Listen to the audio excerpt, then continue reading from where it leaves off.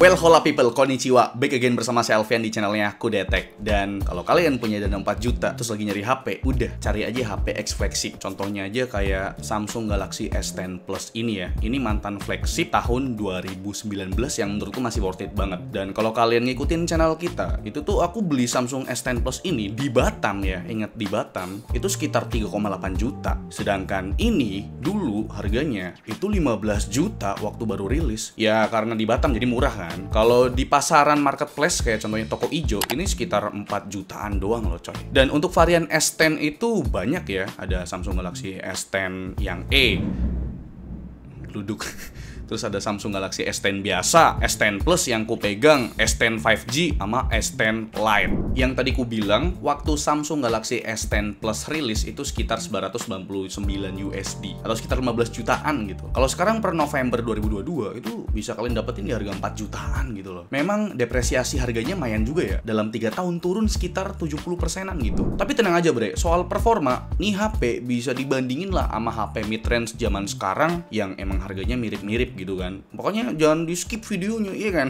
Secara tampilan, Samsung Galaxy S10 series jadi awal dimulainya desain boxy atau ngotak seperti pengganti Note series yang akhirnya di discontinue ya tahun 2020 kemarin. Soal warna, Galaxy S10 series dikasih banyak banget pilihan warna. Kayaknya ada lebih dari 6 warna dah. Tapi unitas kita kali ini yang warnanya Prism White. Putihnya tuh kayak ada gradasi kebiru-biruan, bre. Cakep banget dah. BTW, ada warna putih lain yang disebut Ceramic White. Itu tuh warna putihnya kayak ubin masjid gitu. Polosan aja.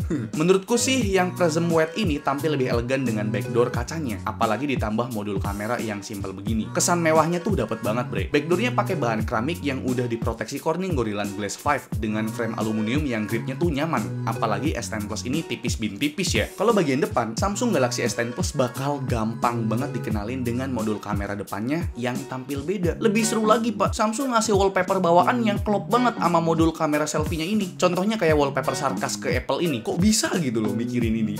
Layar jumbo berukuran 6,4 inci pakai panel andalan Samsung yaitu Dynamic AMOLED yang udah support HDR10+.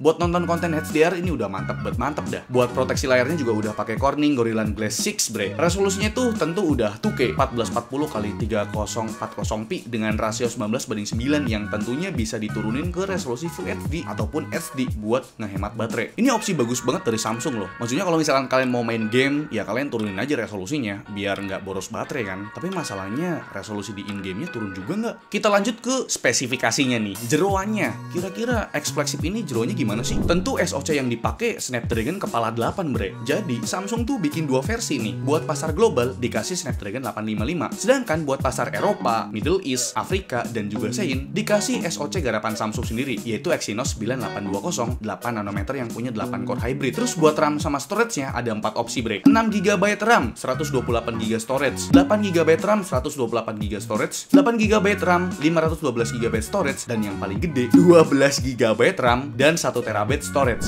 Dan unit yang kita review ini pakai SoC Snapdragon 855 yang alias global dengan RAM 8GB dan storage-nya 128GB. Menurut kalian storage 128GB cukup gak sih di tahun ini? Minimal 256GB nggak sih? Saya udah ngetes benchmark sintetis pakai Antutu versi 9 dan saya ada bandingkan juga dengan Google Pixel 4 yang udah kita review ya, yang pakai SoC sama juga yaitu Snapdragon 855. Sekalian juga saya bandingkan sama HP mid-range yaitu Samsung Galaxy A52s 5G yang pakai Snapdragon 778G 5G. Hasilnya skor Antutu dari Galaxy S10 Plus jadi yang paling rendah, cuma dapat 494 ribuan poin. Ternyata umur nggak bisa bohong ya. Snapdragon 778G 5G punya skor Antutu 4% lebih tinggi ketimbang Samsung Galaxy S10 Plus. Terus buat tes GPU-nya, kita pakai software 3D Mark Mobile. Ada dua pengetesan nih. Pertama ada Wildlife Extreme. Samsung Galaxy S10 Plus dapat skor 1060 poin. Sedangkan di pengetesan Slingshot Extreme dapat skor 5038 poin. Keduanya mengungguli performa dari Google Pixel 4 bre. Pas di stress test 11 menit, grafiknya nunjukin ijo-ijo yang artinya aman tanpa throttling. Kecuali pas bagian akhir itu rada kuning sih. Nah, ini yang kalian tunggu-tunggu. Kalau kita benchmark PC, kita playnya Animor pak. Nah, buat benchmark HP ini, kita juga akan ngetes 5 game populer kayak Apex Legends Mobile, COD Mobile, terus ada PUBG Mobile, ada Aspal 9, dan paling berat Genshin Impact. Jadi nggak usah lama-lama, langsung aja kita playkan Animor. Once upon a time we were both happy. Everything was fine and suddenly it leaves. I was broken in pieces. Then you'd reappear. Sometimes we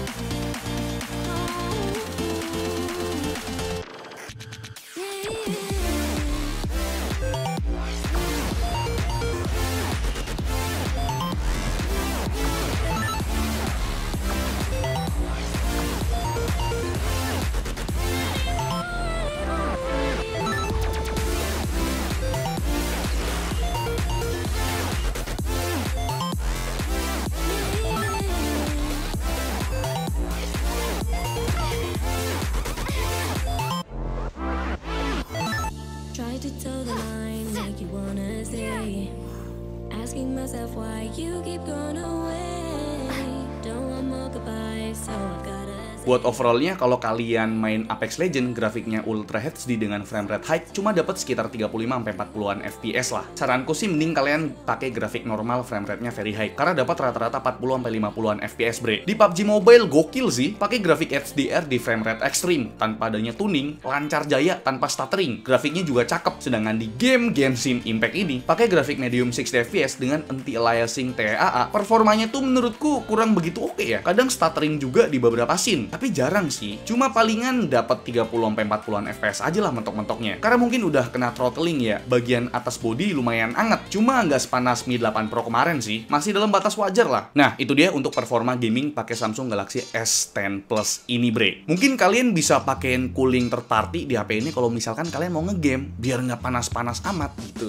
Tapi nggak sepanas Mi 8 Pro kemarin sih. Dan sedikit ngebahas baterainya nih bre. Gak kayak X flagship kebanyakan, di Samsung Galaxy S10 Plus ini saya pribadi nggak ada keluhan. Karena emang kapasitas baterainya main gede sih, di angka 4100 mAh. Screen on time-nya juga cukup menyenangkan ya. Dapat screen on time 8 jam lebih. Setara jam kerja budak korporat. Kalau Mi 8 Pro kemarin kan setara jam kerja PNS.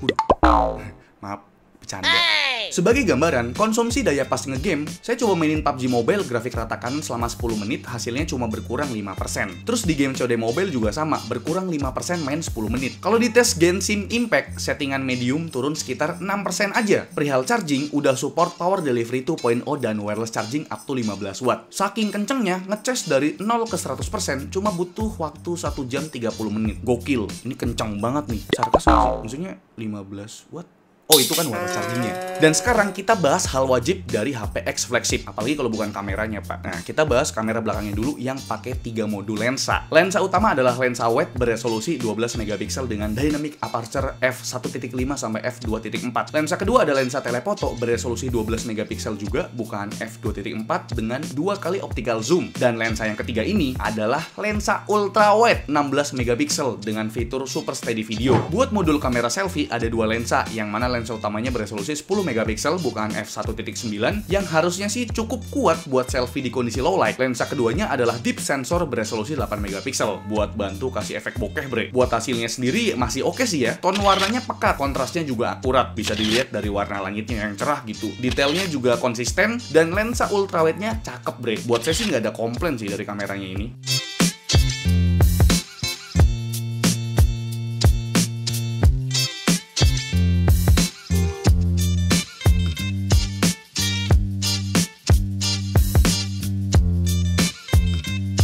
Nah, untuk perekaman videonya juga gokil bre, flagship gitu loh. Buat modul kamera selfie HD 720p, Full HD 60fps atau 30fps, dan 4K 60fps ataupun 30fps. Dan juga bisa ngerekam pakai fitur super steady, biar stabil banget gitu. Kamera belakang bisa ngerekam yang sama juga, Full HD 60fps atau 30fps, 4K 60fps atau 30fps juga bisa. Lengkap, lengkap dah. Tapi bedanya, kamera selfie nggak ada OIS-nya, sedangkan kamera belakang ada OIS-nya. Dan untuk hasilnya, kalian coba lihat sendiri dah. Dan ini dia untuk kualitas perekaman menggunakan kamera depan atau kamera selfie cuma bisa satu lensa doang, lensa utama pak, di resolusi Full HD 60fps. Ini dia untuk kualitas perekaman menggunakan kamera depan di resolusi 4K 60fps.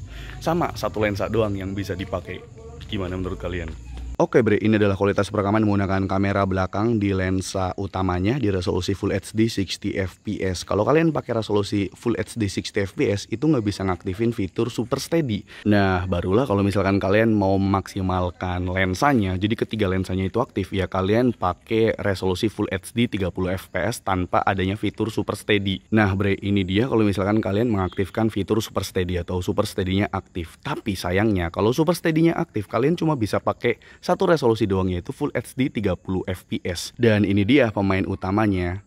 S10 Plus bisa ngerekam 4K 60fps. Cuma sayangnya sama kayak di Full HD 60fps. Tapi bre, kalau misalkan kalian tuh pengen pakai resolusi 4K tapi lensanya pengen dipakai semua, ya udah pakai resolusi 4K di 30fps. Oke Pak, ini kita ngetes di resolusi Full HD 60fps tapi Super Steady-nya nggak aktif gitu loh Pak. Ini sambil lari nih Pak pakai satu tangan Pak. Dan ini ketika pakai resolusi Full HD 30fps dan Super Steady-nya aktif, ini sambil lari pakai satu tangan Pak. Gimana menurut kalian? Dan layaknya HP-HP sekarang, S10 Plus juga punya fitur video portrait di kamera belakang dan di kamera selfie. Hasilnya juga lumayan natural bokehnya bre. Tapi nggak tahu nih ya, pakai resolusi apa? Kemungkinan sih cuma pakai resolusi HD 720p doang bre. Ya kira-kira itu dia ya pembahasan dariku mengenai Samsung Galaxy S10 Plus di tahun 2022 ini. Udah umurnya 3 tahun gitu. Tapi menurut aku sih masih worth it aja. Dan ini dipakai buat ngegame juga oke. Kameranya gokil, layarnya enak dilihat, ya kan, desainnya juga nggak ketinggalan Pak. Dan sebenarnya masih banyak fitur-fitur lainnya yang nggak kusebutin ya. Contohnya kayak nih HP udah ada NFC, itu udah pasti. Samsung DeX buat nyambungin ke monitor, gokil. Udah IP68 juga tahan air sampai kedalaman 1,5 meter selama 30 menit. Bluetooth audio codec udah support aptX. Ada lubang jack 3.5 mm yang udah dituning by AKG, support 384 kHz audio. Support wireless charging dan reverse wireless charging juga. Dan untuk urusan sekuritas, di Samsung Galaxy S10 Plus ini pakai in-display fingerprint yang kecepatan bacanya sih biasa aja ya, nggak cepet-cepet banget lah. Jadi gimana menurut kalian Samsung Galaxy S10 Plus di tahun 2022 ini? Ya mau masuk 2023 sih ya. Dan buat harganya tadi kan udah gue kasih tahu ya, sekitar 4 jutaan. Mungkin saya bakal cantumin link pembeliannya ya. Ya kalian pakai link yang saya pakai ya, biar dapat afiliasi gitu. Persenan dikit gitu ya. Dan coba kalian diskusi di kolom komentar mengenai HP ini. Like video ini kalau kalian suka, dislike kalau saya jelek, dan jangan lupa untuk tekan tombol subscribe yang warna merah kalau misalkan kalian belum subscribe channel ini.